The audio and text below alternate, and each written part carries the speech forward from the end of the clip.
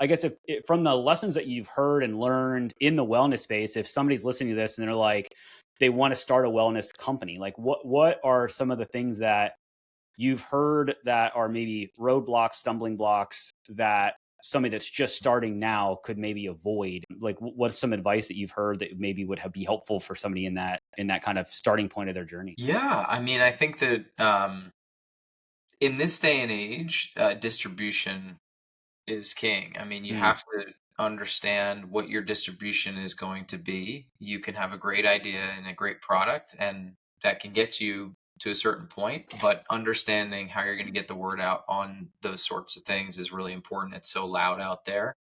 And in an ideal world, you have some sort of channel that is yours, and you have built it organically, and you have the ability to build that community over time, like I said. And so the best thing is to start it now. Start now. Don't wait. Don't let it be perfect. Put things out there, let it grow, learn.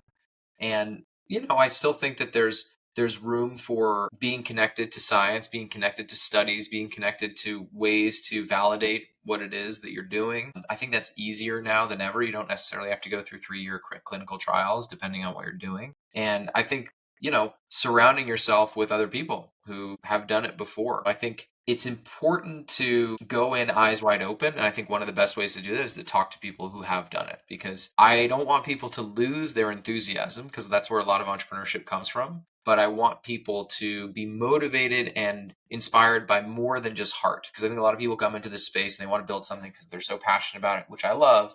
But you need to pair that with expertise, with intention, with like smarts, and it's overwhelming out there to do that. And so I think if people just take some small steps, get some hypothesis testing, and then make their way towards product market fit, and then once you're there, there's a lot you can do once you still have something that people actually want.